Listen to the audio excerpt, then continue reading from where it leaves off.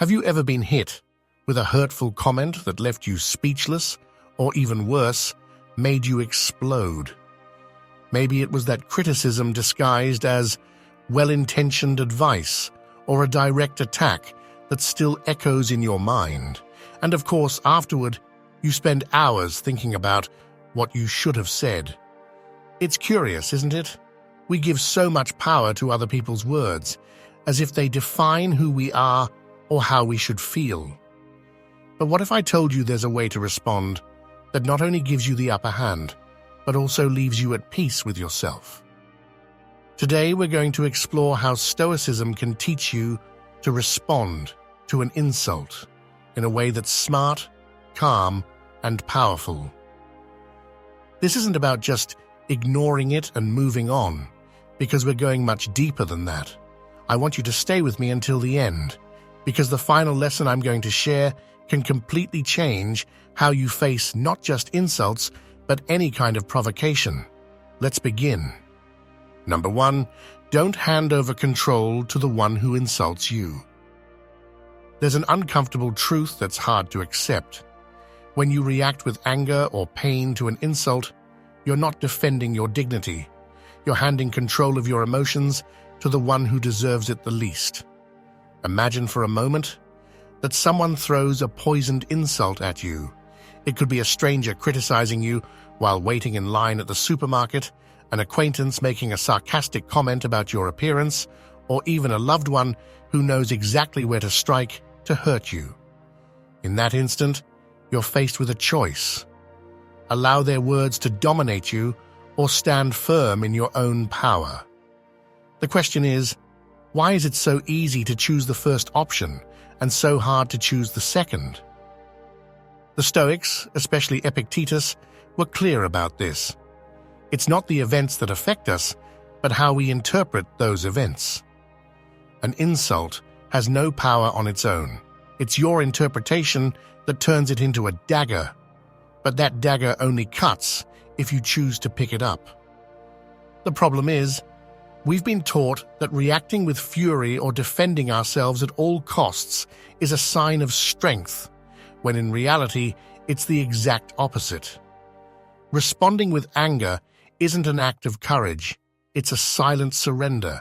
You're admitting that someone else's words have more control over you than you have over yourself. And in that moment, you've lost the battle without even realizing it. Think about the last insult you received and how you reacted. Did you ignite like a bonfire, throwing words back word for word? Or did you stay silent but feel resentment growing inside you? In both cases, you surrendered your inner peace. It's as if you handed over the keys to your serenity to whoever decided to poke at your ego. But here's the key. No one can take that peace from you unless you give it to them. Modern psychology supports this idea.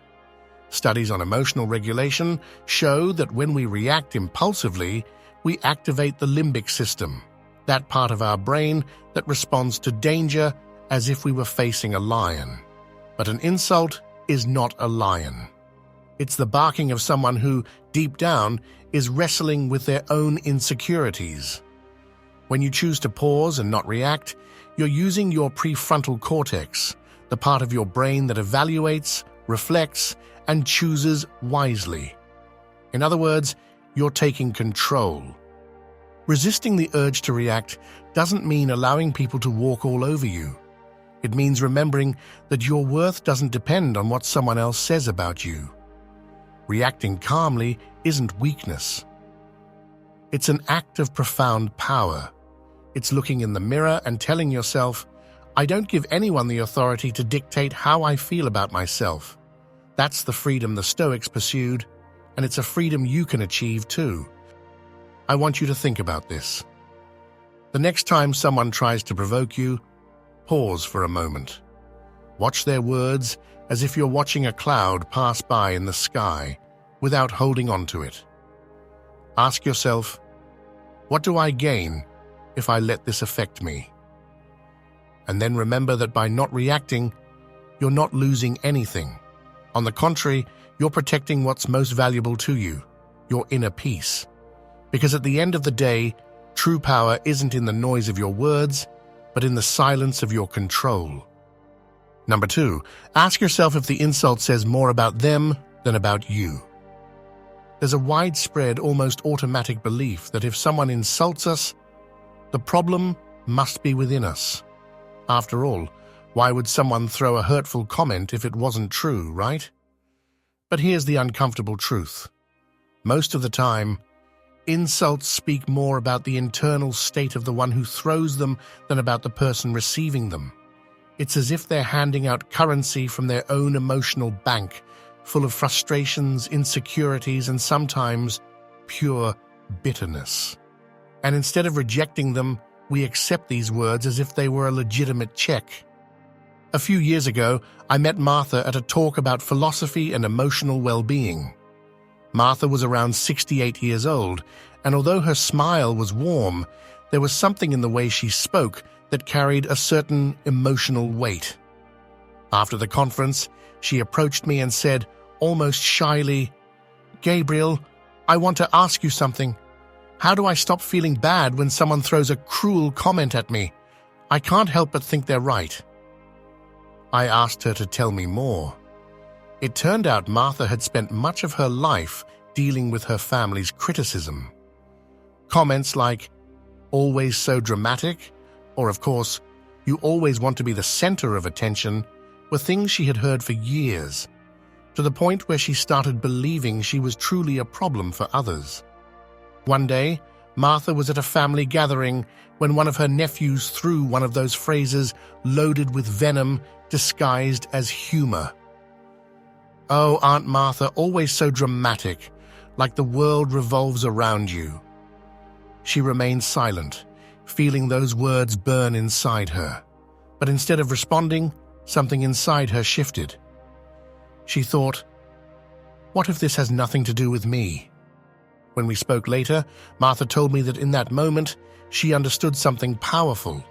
Her nephew, like others who had criticized her before, was projecting his own frustrations and emotional shortcomings onto her. That comment wasn't a reflection of who Martha was. It was a reflection of what they were carrying inside themselves. The next time someone insults you, think about this idea. What's really behind those words? Insecurity, envy, frustration. Maybe that person is trapped in their own emotional maze and found a momentary escape by attacking you, like someone breaking a mirror to avoid facing their own reflection.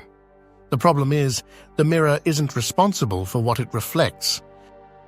What Martha discovered, and what I hope you'll consider as well, is that you don't need to accept every word as if it's divine judgment.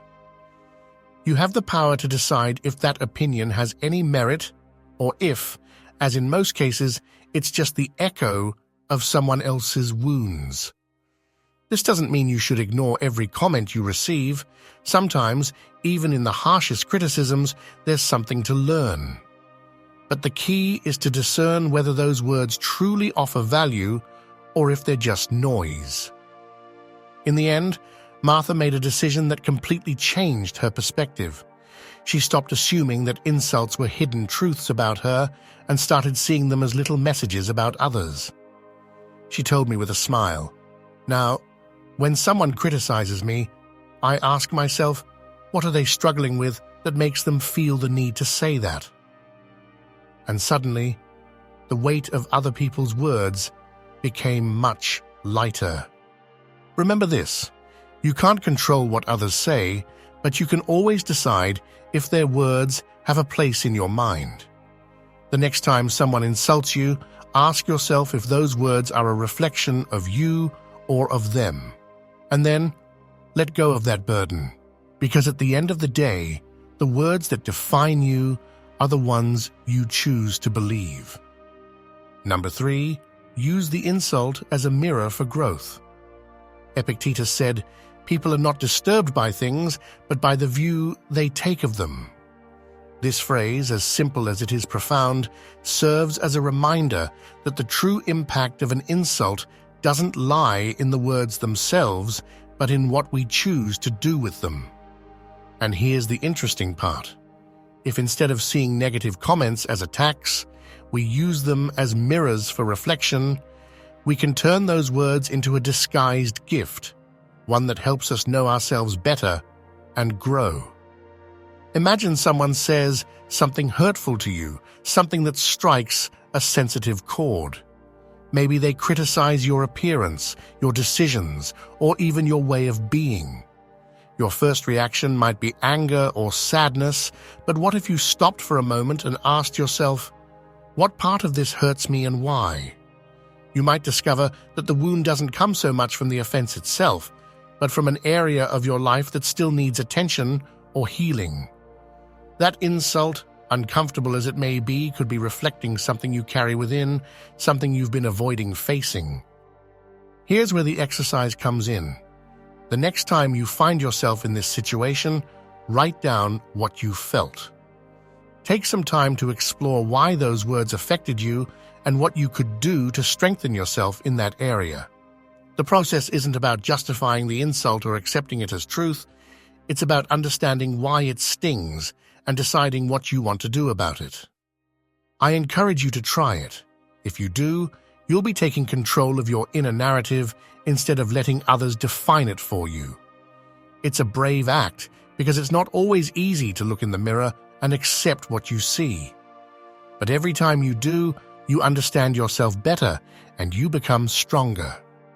Now, if you're finding value in this approach and feel that these reflections are changing the way you face other people's words, I want to ask you for something.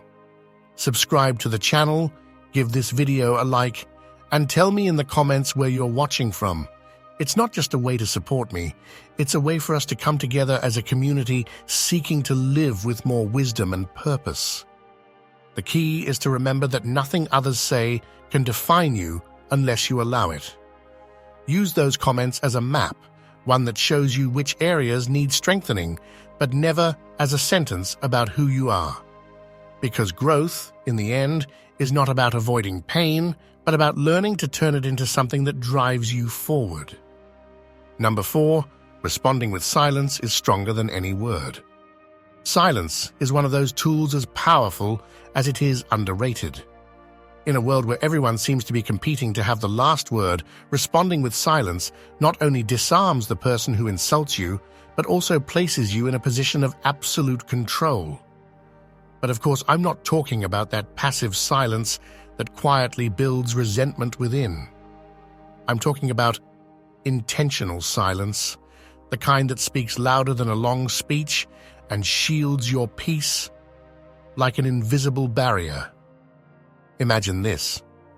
Someone throws a hurtful comment your way, expecting an immediate reaction, a shout, a gesture, or at least a look that validates their attack. But instead of playing their game, you choose to remain calm, as if their words were leaves carried away by the wind. Not because you don't care, but because you understand that you don't need to respond to every provocation to prove your worth. That silence, so full of presence, is not weakness. It's strength in its purest form. What few people realize is that when you choose not to react, you leave the other person alone with their own reflection. Without your response, there's no fuel for their fire. The exercise I want to suggest is simple, yet transformative. The next time someone tries to provoke you, pause for a moment and take a deep breath. Before reacting, ask yourself, what real benefit do I gain by responding? Then, allow silence to do its work. This isn't about ignoring the person, it's about showing that you don't need to participate in a game you never chose. Watch how the dynamic changes when your calmness becomes the most powerful response of all. That brief pause is an act of rebellion against impulsiveness. I know it can feel uncomfortable at first. We've been conditioned to think that if we don't respond, we're losing, as if silence were a sign of surrender. But it's the complete opposite. Your silence not only demonstrates self-control, but also sends a clear message. I will not let your words dictate my state of mind. And believe me, that has a much deeper impact than any clever comeback. I want you to reflect on this. What does your silence say about you? Instead of seeing it as an absence of words, view it as a space filled with intention, a reminder that you don't need to prove anything to anyone. Because at the end of the day, true power doesn't lie in what you say, but in what you choose not to say. Number 5. Not every insult deserves your attention. There's a fascinating scene in the story of Buddha that perfectly illustrates this point. It's said that while he was traveling with his disciples, a man approached and began insulting him relentlessly. He called him a fraud, ridiculous, even dangerous. Everyone expected Buddha to respond with wise words or at least deliver some stern moral correction. But Buddha, in his characteristic serenity, simply smiled. When the man finally stopped, exhausted by his own anger, Buddha asked him, "If someone offers you a gift and you do not accept it, to whom does the gift belong?" The man, confused, replied, "It remains with the one who offered it." To which Buddha added, "The same goes for your insults. I do not accept them, so they remain yours." It's a story that holds a truth as simple as it is powerful. Not everything others throw at us has to stay with us. But of course, we live in a time where every word feels like an invitation to war. We take offense so easily and feel that responding is a moral duty. How could you not react when someone questions your intelligence, your appearance, or even your life choices? The answer is simpler than it seems. Not every insult deserves your attention because, more often than not, giving it attention is giving it power. Look at what Buddha did. His calmness not only disarmed the man, but also exposed that the problem wasn't him. It was the other man's anger. This brings us to an important reflection. When you choose to ignore an insult, you're not avoiding conflict, you're refusing to engage in a game that has no winners. It's like someone throwing a ball of fire at you. Catching it will only burn you, but letting it fall protects you and extinguishes the flames. This lesson, though ancient, has immediate applications in our daily lives. You might not encounter a furious man like the one in Buddha's story, but you will face people throwing words loaded with intention. A sarcastic comment at a family gathering, unnecessary criticism at work, or even a nasty attack on social media. In all these cases, the key is to ask yourself, does this deserve my energy? If the answer is no, do what Buddha did. Let the gift fall. Silence and indifference are not acts of cowardice. They are strategies of strength. It's not about ignoring everything around you, but about having the wisdom to choose where to place your attention. Because at the end of the day, what you do not accept cannot hurt you, and in that conscious rejection, you find true freedom. Number 6. Control your emotion before responding. Imagine a lake high up in the mountains, its surface so calm it looks like a mirror. If you throw a stone into it, ripples will spread, disturbing that stillness and distorting the reflection. Now imagine that stone is an insult, and you are the lake. What happens if you allow every stone to disturb you? Every comment, every criticism, every hurtful word thrown by someone else is a stone cast with the intention of breaking your peace. But here's the interesting part. A lake has no choice, but you do. You could choose to let the ripples spread, to react with fury, with words fired back like arrows. Or you could decide to remain calm, letting the stone fall without causing a lasting impact. That's the real difference between reacting and responding. Reacting is impulsive, like a lightning bolt that briefly illuminates but can also destroy. Responding, on the other hand, is about waiting for the ripples to settle before taking action. It's an act of control, not repression. Because controlling yourself doesn't mean your emotions don't exist, it means you direct them rather than letting them direct you. Think of it this way: if someone insults you and you react immediately, who's truly in control. In that moment, it's not you making decisions, it's the emotion you allowed to ignite. And that's dangerous, because emotion rarely thinks clearly. It's like handing the keys to your car to a nervous passenger who has no idea where they're going. But if you learn to pause, to breathe before responding, you're taking the wheel back. That's when you can decide if it's truly worth moving forward, or if, like that serene lake, you simply let the stone sink to the bottom without disturbing your reflection. So the next time someone tries to provoke you, don't focus on what you should say. Focus on how you want to feel once it's all over. Because emotional control isn't about winning an argument. It's about winning your own peace of mind. And in that calm, in that undisturbed reflection, lies a strength that cannot be shaken by any stone thrown at random. Number 7, return dignity, not aggression. Have you noticed how an insult, when thrown into the air, seems designed to provoke a specific reaction? It's as if it carries an invisible label that says, "Get outraged, respond with fury, join the game." But what if, instead of playing by the rules of the one who insults you, you chose to respond with something completely unexpected, something that disarms them without raising your voice or returning aggression? That's the difference between being swept away by the current of emotions and becoming the one who directs the river. Picture someone throwing a hurtful comment your way. Maybe it's something personal, something crafted to sting. Now, instead of taking the bait and giving them a dose of their own poison, you choose to respond with calmness and dignity, not as an act of moral superiority, but as a demonstration of deep inner strength. And when you do that, something remarkable happens. The power of the insult deflates. It's as if your serenity is a needle that bursts the balloon of aggression. The other person is left holding their own attack, like a child who expected chaos, but is met only with silence or an unexpectedly kind response. Returning dignity to a situation isn't a strategy to avoid conflict, it's a declaration of who you are.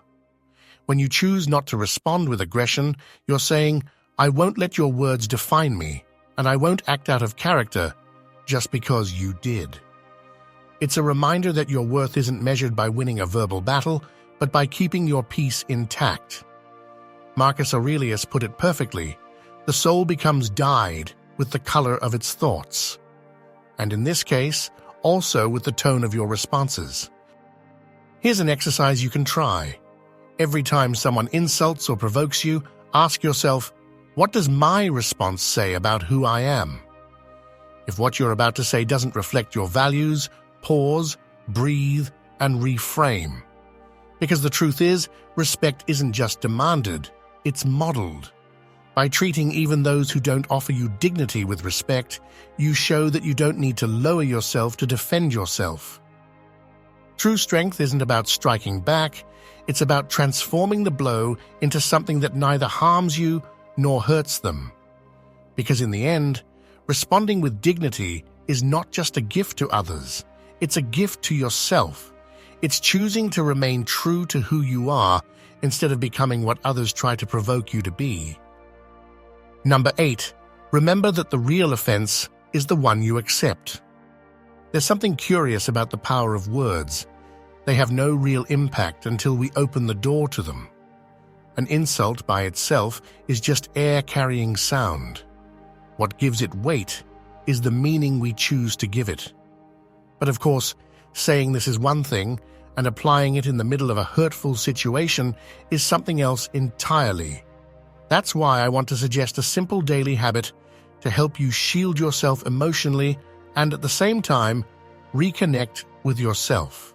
Practicing what the Stoics called premeditation of offenses. The exercise is simple, but that doesn't make it any less transformative. Every morning, before you start your day, take 5 minutes to imagine the possible offenses or criticisms you might receive. Picture someone criticizing your decisions, mocking your mistakes, or throwing a sarcastic comment your way. But instead of feeling angry or hurt in your mind, breathe and practice how you might respond calmly, maybe even with a touch of internal humor. Think something like, "Ah, how creative. I wouldn't expect anything less from you."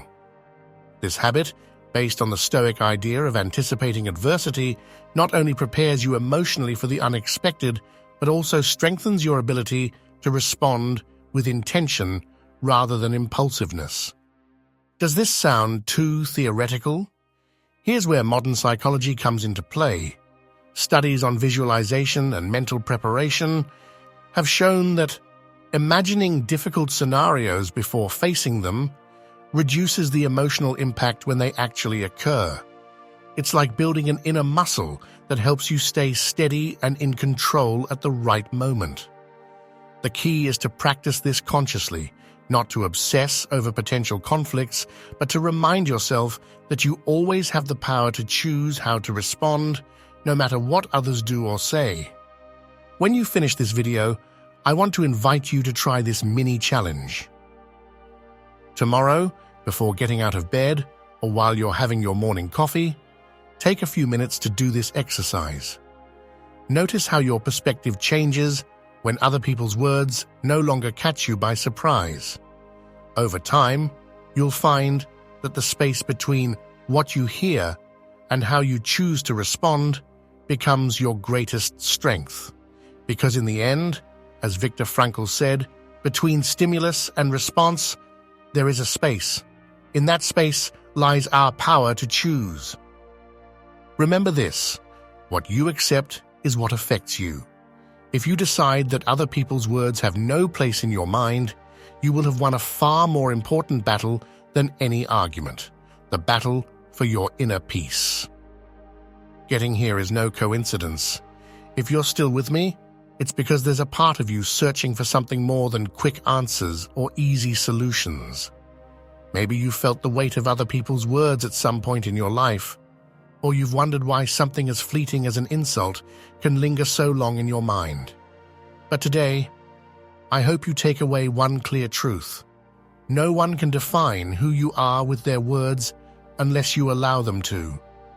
Every offense you let pass, every response you choose from a place of calm, and every time you decide not to accept the stone thrown at you, you are building an inner fortress that no one can tear down. Now I want to hear from you. Leave me a comment with the phrase, "I am Stoic," and tell me which country you're watching from. I'd love to read your thoughts and see how these reflections are resonating with you. If this content helped you, share it with someone who might need it. Sometimes a simple message can change someone's day or even their life. And if you haven't subscribed yet, this is the perfect moment to do so. Here, we continue building tools together to face life with more wisdom, purpose, and serenity. Because in the end, the real victory isn't in what we say to others, but in what we say to ourselves.